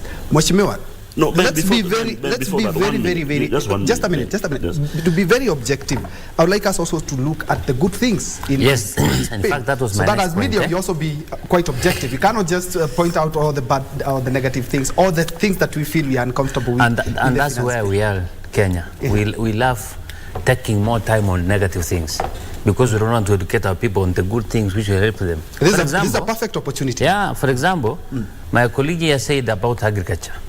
He has not read about the bill. The bill removed VAT on low importation of agricultural products. What does it mean? It has pushed the agriculture. We already have fertilizer subsidy. Now, if the farmer used to buy 6,000 a sack of fertilizer, is now buying a half. And now we have removed the tax on that.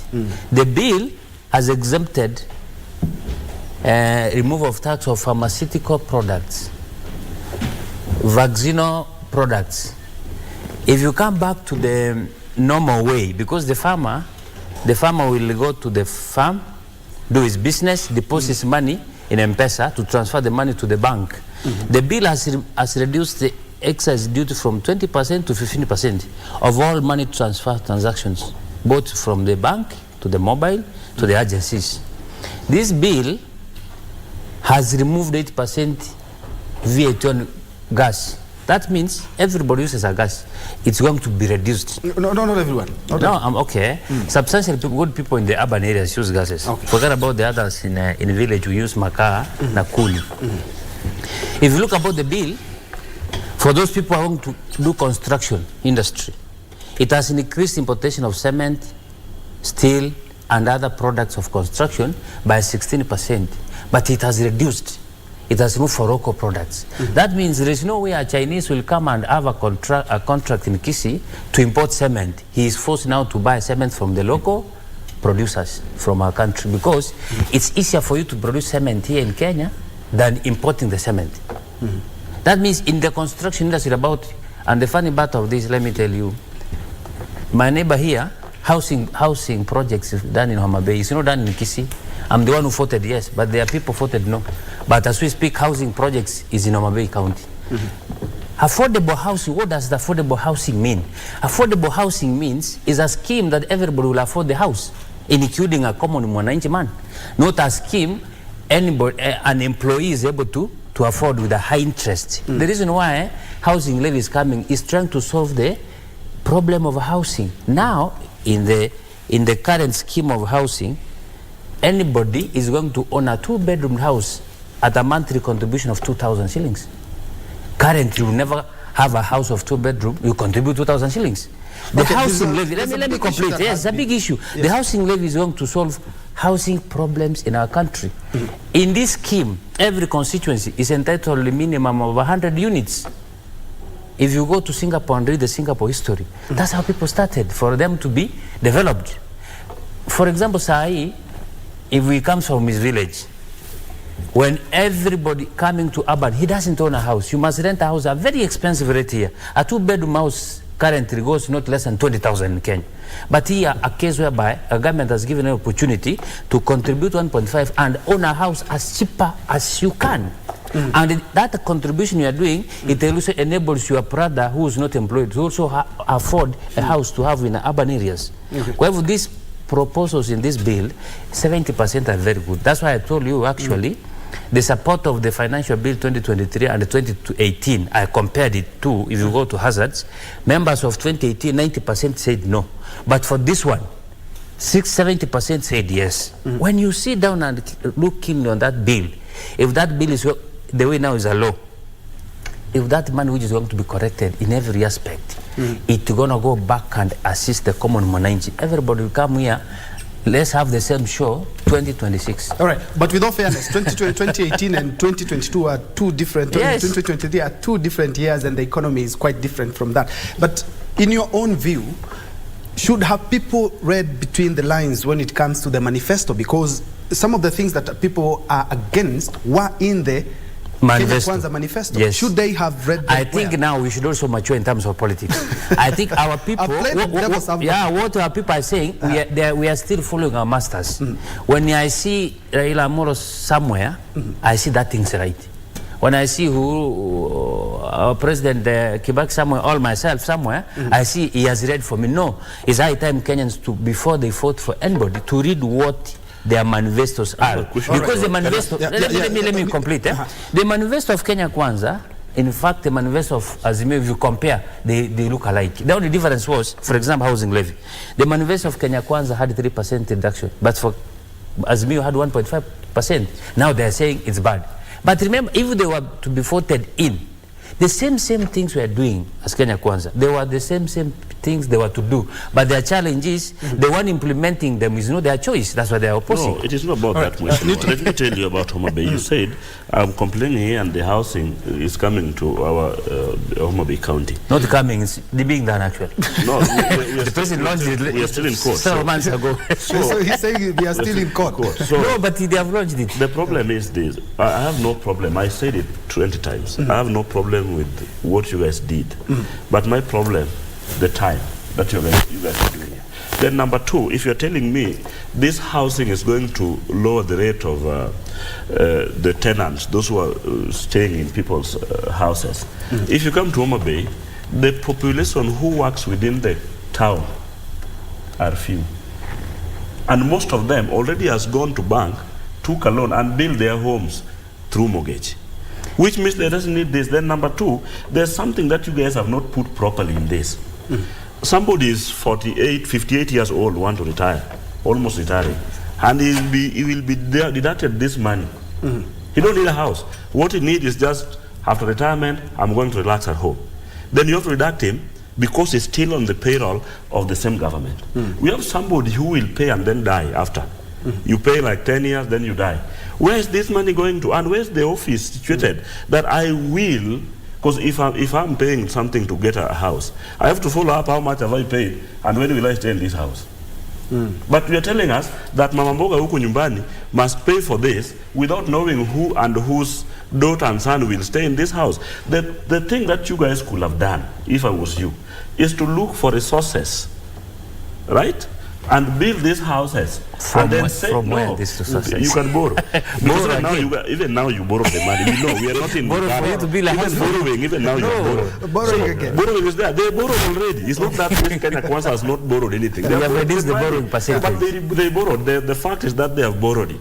And even today, if you see, we are talking about corruption 2 days ago, 3 days ago. Even the money that has been borrowed, there's still some other people who are sitting next to the corridor to find how they can take. So even this tax levy that we're talking about today, even the housing, we are still not even sure if it is going to build the houses or some people are still going to take it. If you go to NSSF, somebody has paid NSSF for like 30 years, then this person dies. We have to still wait again and follow up. You will find the widow is following up the NSSF for another 3 years and look for lawyers to help him or to help her to get this money back. According to the NSSF, there's a particular said that if you die, they have to give you 20,000 for the burial things. It is there. But I've never seen anybody who has been given this 20,000. So there are many things which are happening in this country. If you see we are opposing this, there are a lot of details into it. So we are not complaining that what you did is wrong, all right. But the way you are going to implement it and how it's going to help a person living in Homa Bay County. Let me clarify something for him to understand. Currently, anybody who owns a house, either mortgage from the loan, the interest rate is very high. From a bank, you must be charged 14. But already you have it. No, let me complete. No, 14% interest. What the government is trying to do is to give an alternative way of affording a very cheap house in narrow rates. That's point number one. Number two, let me remind him, when the Hustlers Fund started, they made a lot of noise, I remember, in Parliament. They said the Hustler Fund is going to be A, Hustler Fund is going to be B. But now, the most successive way of getting is cheap money from Hustler Fund. It has increased tremendously after a few periods of time. What am I trying to tell you? Any change in this Kenyan is ever opposed. Give it time to be implemented. you will see a lot of good things coming out of it. They are raising some pertinent issues in regards to that. And you said very well that somebody could challenge this because the framework itself is not there. From Friday of this month, anybody who is salaried will be subjected to the taxes. But yes, there is no framework. There is no, we don't know exactly if it matters housing. Is it domiciled in the Ministry of Housing? Is it domiciled? Where exactly? There is no framework. Is that an avenue that some people can explore in the corridors of justice? Then, if you look at this issue very well, when you are a leader, let me start from there. When you are coming with promises, already know you have made a social contract with the people. Okay. The Kenya Kwanza government, when it was campaigning, it promised that it was to lower the cost of living for the Kenyans. They have now come up with this Finance Act 2013. And when you ask them, what is the purpose? What is the purpose? Why have you come with it? They are saying we wish to create a lot of employment activity opportunities to the youths. Now, ask yourself: I'm a legal graduate. We know most of the jobs which are going to be created are from Jengo. Are you going to observe these legal experts, doctors, accountants, do this construction industry? Yes, of course. Let me finish, my brother Alpha. They are telling us a very good point because they are telling us they want to create employment opportunities. Yes. And actually, what if we were to act on those guys with policies who have a fertile mind, they would have told the government that this housing issue is not a priority. Even Amamamboga, the village, knows that if we were to come with industrial parks, this was to absorb a lot of people. They are telling us this issue has worked very well in Singapore. Look at Singapore. Right. I think we've really talked about the housing issue quite in depth. Yes. My question is, these loopholes that we have, can they be challenged in court? Because there is no framework. To be very honest, even I was trying to give the foundation before I comprehensively tackle because now, even if by the way, there is one thing I always say: I will never compare Kenya with Singapore at all, because even you look, you'll never find a drought there. There are a lot of semantics. That's what I'm saying. Population. There are a number of factors that. That's what I'm saying. That is a country where most of the people are living in urban centers, and Kenya, most of the people are living in rural areas. Already have homes. Now, that one aside, we are having an economy which is struggling. Look at the stock exchange. Many industries are pulling out. Look at the dollar. The dollar is just increasing against the Kenyan shilling. And you look at our neighboring countries, Tanzania, their shilling is continuously becoming stable. Also in Uganda. Now, you can see, me, I'm a lawyer, I can feel people are struggling. I'm having a lot of cases where people are defaulting loans or what. The economy is struggling. What the government ought to do is to save unnecessary expenditures. You can, for instance, the CAS, assistant ministers, such a dockets should be eradicated. You just tighten the knob on corruption. And now tackling on the issue of these courts. I've said the High Court have been given the responsibilities and duties of ensuring that any act of parliament which is passed, including the Finance Act 2023, it is in tandem with the supreme law in the country, which is in the constitution. And that is why I shed light there earlier that I'm very certain 100% that panel of the High Court judges who are handling that matter filed by The question actually was, are these some of the avenues that can be explored in challenging a law that has already been... That is it. When a lawyer, when somebody has filed a case in court challenging a particular act of parliament, he has looked at that Act of Parliament very well. He has seen there are provisions here which are not matching with the Constitution of Kenya. That is why they have filed a constitutional petition. They have filed a constitutional petition indicating to the High Court that several provisions of the Constitution have been violated.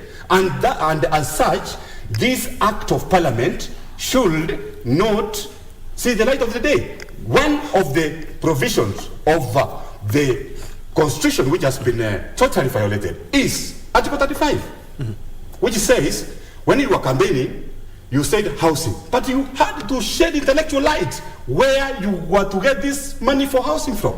The Kenyans are under duty to get information from you. The government ought to have told them this money for housing, we will come with an Act of Parliament which will increase which will impose this. That's why I'm saying this law is actually unconstitutional.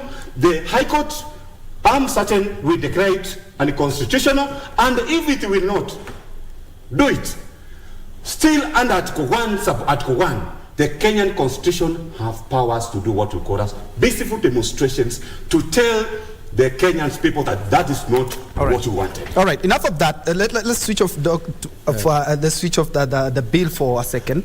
And because of the act itself now, Azimio have said that beginning today, actually we're expecting some activities from 2 at the Kamukunji grounds.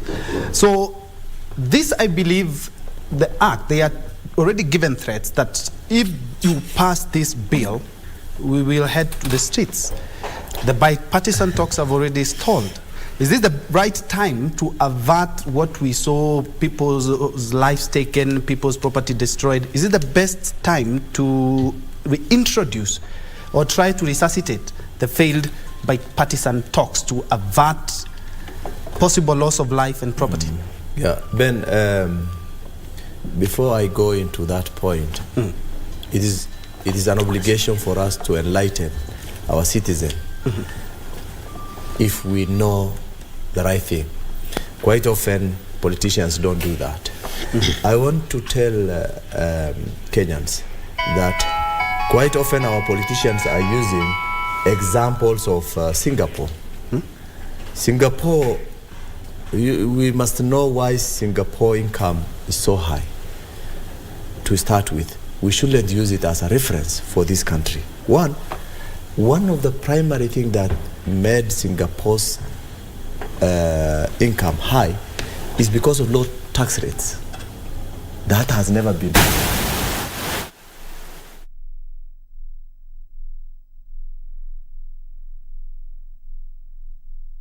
Economy of that country. That means as more companies invest in the country, of course the economy grows, and it boosted the economic growth of that country. So Singapore's income and corporate tax are half of what is in the United States, and simply because of low tax. The more we put tax, the more we put what is called repellent investors. They run away and move. As I mentioned sometimes back, I know myself personally, there are investors who are investing here, now they have moved to other countries. I know. There are people I know who have been doing a very big business, and they have moved completely, and they are moving slowly by slowly and selling off their properties around this country. That means in 5 years' time, as Mheshimiwa exits his seat, I know he'll go and fight for again another round. Well, for governor, maybe. Yes. No. MP is okay for him. He doesn't need to become a governor. That's one. Secondly, I always say the interest of the common mwananchi should supersede our ego of bringing change into this country. Because when we want to bring change into this country, I think it has to be progressive. These days you will have what is called, what are they called, these millionaires, the midnight millionaires. And if we have a country change, a change of the country overnight, I don't think if we will get anywhere far. But in terms of now, I want to also just mention one thing that our legal counsel has mentioned, and I wanted him to put light into it, is that the act is a law now, and I know the legal team have already looked at it very carefully, including the Attorney General, who usually looks at issues of legal matters for the government. But one thing that I think they have a loophole, the only loophole they have is public participation. But with the cosmetic public participation that has already been done, who will going to prove that actually public participation was not done? And more likely, Mheshimiwa and his team will have their way, simply because they played us very cleverly. They did all the cosmetic way of doing their things within the framework of the law, and I think the challenge in that one will not be very easy. In terms of now, the civil right. Okay, we need to adjust some levels there on your microphone. But let me first of all cross over to Mweshi. We'll continue with your point, Doc. Mweshi, looking at the Azimio threats that they are going back to the streets, that was before even it was passed. They gave an ultimatum that if at all we're going to have the Finance Act 2023 the way it is, we are going to head to the streets, and they're talking about consultative meetings. And sometimes someone might just say, here we go again. How can we stall that? Because we have seen what happens in terms of losses of life, loss of property, and of course the economy. You see, we have so many events currently, international events. I'm quite sure there are no investors who would want to come where we are having our placards and where we are having throwing of stones and killing and looting. How can we avert this? The bipartisan talks collapsed. I think this could be the best time to resuscitate them. The challenge you're having in Kenya is having leaders who are not focused on the welfare of the common mwananchi.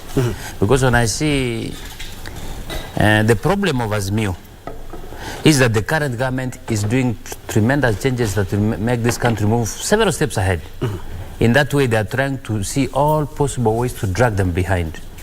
The Kenya Kwanza government is struggling to develop the country, but Azimio, they are now struggling to bring down these things, because when you call mass action in Kenya, you understand very well in Kenya, also in Nairobi, they're the same people who will take their goons. The only person in this Republic of Kenya who knows to carry a stone and to throw is person from who supports Azimio. That means when they call Mandamano, they call for mass action, leaving the legal channels of challenging anything that they feel that is not well done. What do they mean? They are trying to frustrate the current government not to achieve its dream. But it's still within their rights. Of course, but let me it's not a right for you to have a mass demonstration to go and rob other people. That's not a right. Of course. That's not a right. It's not a right for you to have listen, it's not a right for you to have a group of people you know very well they are carrying stones and you're walking with them. That's not a right. The Constitution gives us a right of peaceful demonstration. For you to be heard, your agendas, you do a peaceful demonstration and you stop there. But here in Kenya, it's maandamano versus failing the government. That's the essence. Number two, let me listen. Let me listen before you go there. You give me time. You will be given your time to speak. Let me finish and then you can challenge. The problem of my friend is because he comes from the maandamano side. No, Mheshimiwa, you need to take that back because that's profiling again. On a later note, Yes. But let me tell this.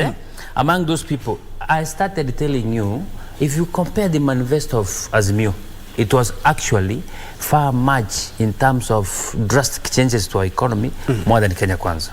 That means if they're in power, they are supposed to be doing more radical changes to the same people we are talking about than Kenya Kwanza. But the challenge we're having, because they don't have that opportunity, the one implementing it is not their choice. That's how they have every means of destroying and destructing people's property in the name of Mandamano, that the bill has been passed, whereby this bill is assisting the people. If I remember, in your view, you really feel that they should explore the legal framework that is there as opposed to having this demonstration? That is what they are supposed to be doing, because all those people are very professional lawyers. If you start from Mata Karua, I remember he was a very competent lawyer taking people to Hague, if you remember very well. Why are they not following the legal process as per the Constitution of Kenya? This is their country, and exploring the worst option for them. Okay. Let Isaac to wrap up whatever he was saying. We were actually adjusting some levels on the microphone. Thank you. I think Mheshimiwa has mentioned a number of things which are very positive. He said our politicians or leaders are not very objective. We start from there. That's the point of our discussion. And I thank you because you have completely agreed. Now, if we lose objectivity in the leadership, civil awakening will occur because of lack of objectivity. You know very well I have had discussed several times issues related to demonstration in here. Yes. And I don't want to lose my words because I don't encourage or rather advocate for mass actions in this country. Reason being, one, first and foremost, our society is not yet civilized. And they take mass action as an opportunity to interfere with other people's peaceful system. And that way, our right is completely not respected it. I mean, if we are given the right to demonstrate and the clause there, which is very bold, is peaceful, and we never, at any one time, mass action has never been peaceful. Though quite a number of times people blame on the police that they are the ones who have started the violation. At one point, do policeman start a violation when he doesn't see goons throwing stones? People are demonstrating peacefully. In Egypt, you remember what happens when they were doing the revolution. They camped in a stadium for days, and until then the government is changed, they will not move out of that place. We can actually do that. We can be camping in Uhuru Gardens, we can camp in Nyayo Stadium, and we may not interfere with those ones who are not interested in the mass action. But when the government also pushes you so much hard, the mass will always react. Mine is to just tell that the government should take everything very carefully, try to educate people on these laws that they are introducing, because much of the information they have are from politicians, and politicians speak from different aspects of their interest. It is never the interest of the public. And therefore, if the government takes effort to educate on these radical changes they are doing and how it will eventually or gradually benefit them, I know any action or any moves that are made are always fruitful, although it always have some ups and downs, which Mheshimiwa says Kenyans always resist changes. It is not only Kenyans, it's every society. We are shaped in a manner that any new thing, we develop what is called comfort zones. And the moment you bring changes to that comfort zone, there will always be reaction. But how do you overcome that?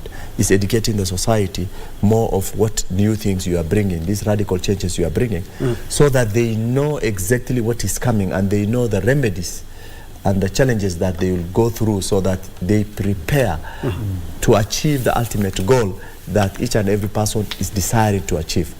But if we are gagged and we are told, this is the law, follow this, and this is what the government wants, you will always have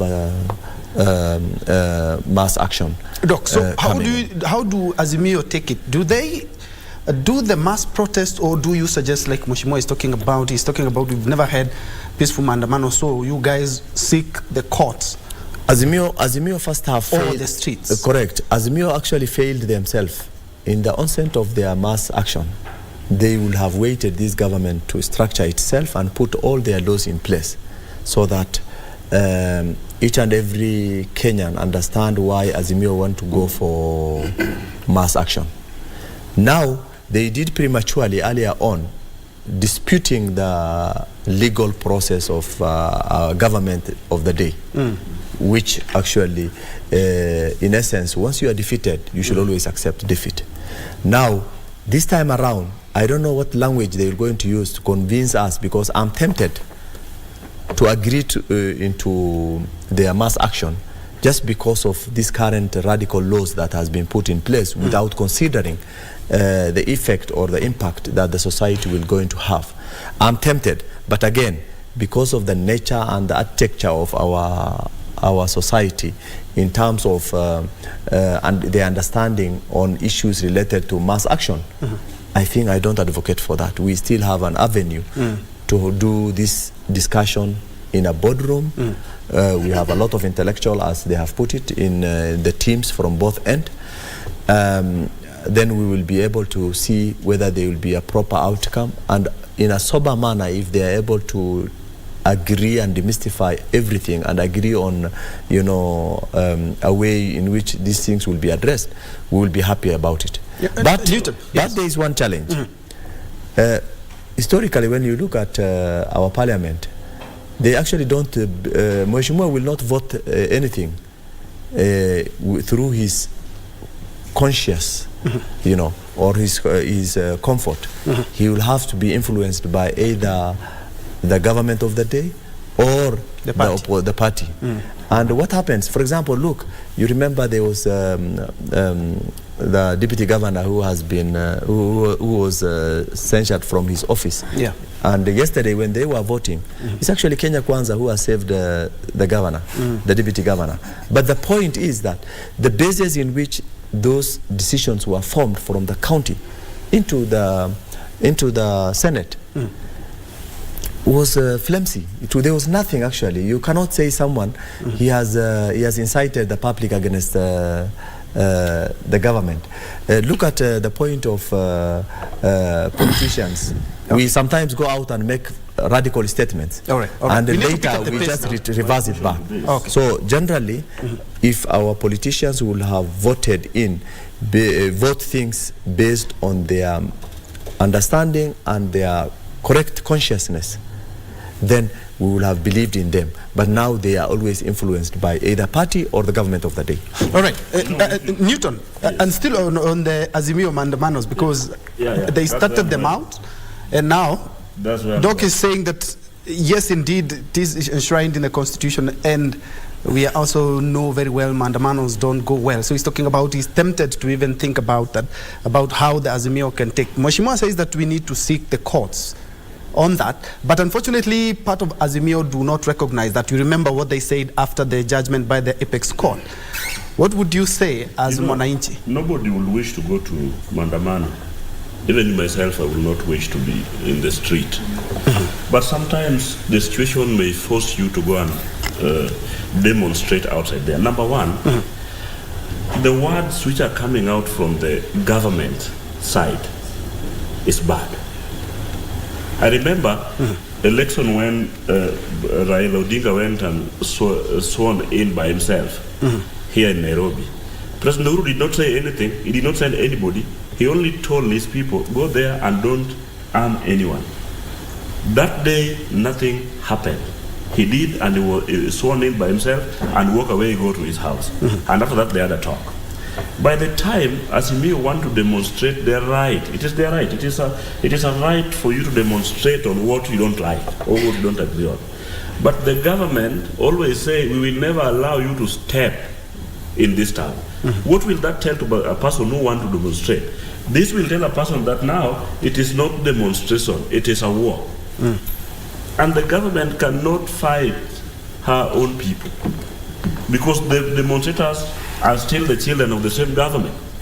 So if you want to make it be possible to any other person, let them go there without any police. And then after that, look at the result. Did they break anything and stop? And number two, don't forget about that we have thieves by nature. They hide in these things, and again, they destroy people's property. Number three, there are some previous years. I heard one of a prominent politician say, it was us, the government, who went and banned some vehicles in the name of the opposition. All right. So would you support it? That's something I want to respond to him. So it is not about the Azimio who are planting bad group to do something bad. But again, we have the government, people who want to do something bad, so that they. And we also have criminals who take advantage of the situation as well. So my question to this is just one. The way my brother here said it. what we're discussing about today is not bad and it's not good. The problem is they did not tell the people the truth, that we are bringing in the financial bill, but you are the person who is going to pay for it. What they said, we are going to lower down everything bottom up, and then from there, from the ground, you are going to rise up. Let me comment a little bit about agriculture. I said that they reduce the cost of the prices of fertilizer, all inputs. All inputs. When you reduce this and you add fuel, there is no single day that the fertilizer will come from Nairobi to Homa Bay without using the transport, and the fuel is already high, which means you have done nothing. It will reach there with more price or less with 10 shillings. Because the person who's bringing it down there must use the fuel to get it there. Number two, the tractor that we are using, they add the fuel, 16%. The tractor will never use water to go and plow the whole 20 acres of land. They are going to use the same fuel. So my friend, you could have done this. The tax that you remove from a helicopter, because I'm not using one. Okay, the chopper issue has brought an issue. Then from there we will never complain about it. All right. I want to pick your mind on what happened in Parliament last week and what happened yesterday at the Senate. I do remember the way Kenya Kwanza voted for the bill. It was evident that they have the tyranny of numbers. Yesterday, the committee that was investigating the DG, the CIA deputy governor, was in their report. They said that this guy needs to be ousted from his office, but he was saved by the House. And we saw clear divisions, that the Kenya Kwanza and the Azimio. And we can see how exactly they voted is more or less more political than objective. Me, I doubt, because let me ask you. What was the point of the 11-member committee? Yes, a deputy governor is a political appointee. And this is a system where it's voted in as, when you vote for a governor, you obviously have a political deputy governor. And in every system, a county government system of working, they are not working under political influence. They are just working in the normal system, whereby a county system government of working is like a national government system. If you want to procure anything, we have a procurement officer, you have a finance officer, we have professionals of that field who should advise.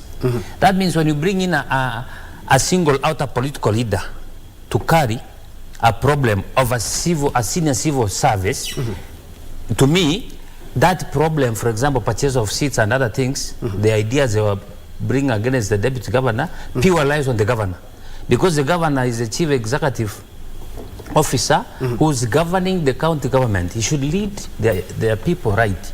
Otherwise, the deputy governor is a beneficiary. If the glass is being purchased to his office, it is done by the officers who are professionally employed, who have the law to follow. That aside, I give you an example whereby you find people, in fact, 13th Parliament, I want to give it a not high because it's making independent decisions as per the issue. For example, let me ask you, my colleague here said very well that the housing project will not create employment. I was surprised. He doesn't understand. I said it's creating for Mujengo guys. Yeah, let me explain for you. Let me explain for you how a project is being undertaken.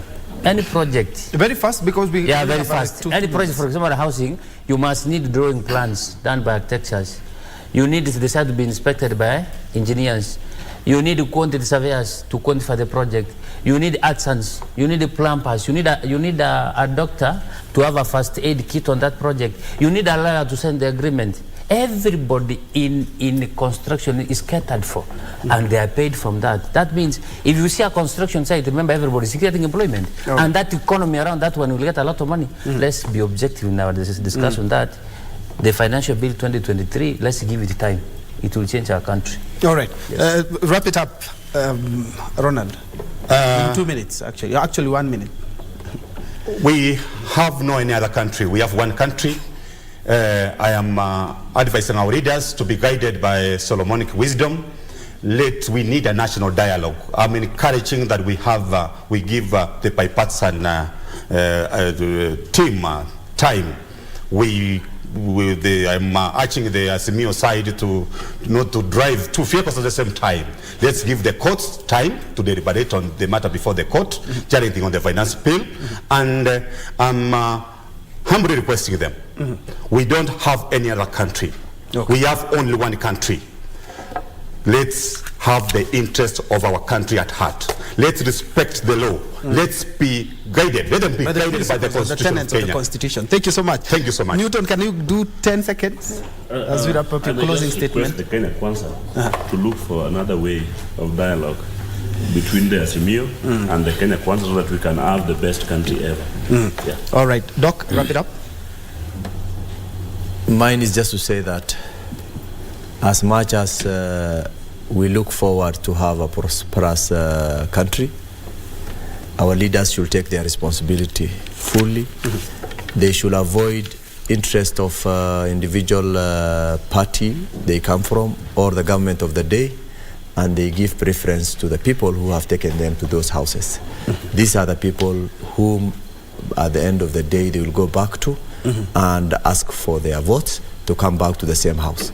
So whenever they are making their own votes, we hope that they will do it wisely and very intellectually in order for Kenyans to agree to whatever they pass logically, so that it becomes beneficial to all. Thank you very much. Thank you indeed. And it's a good thing that we have been able to ventilate that.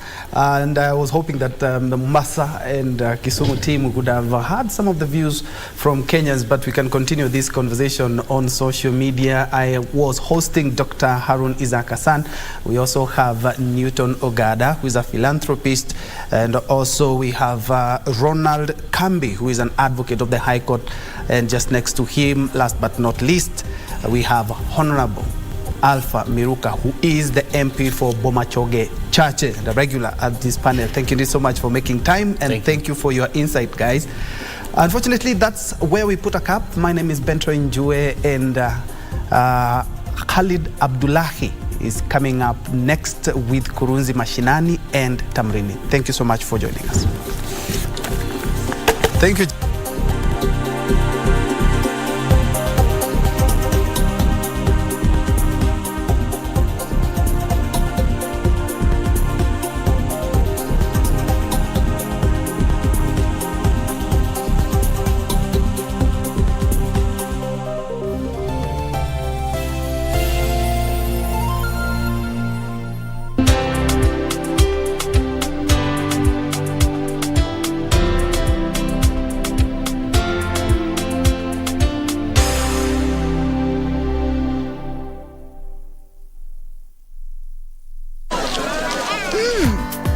Herbal is formulated from a unique blend of natural herbs and is scientifically proven to strengthen teeth and keep gums healthy.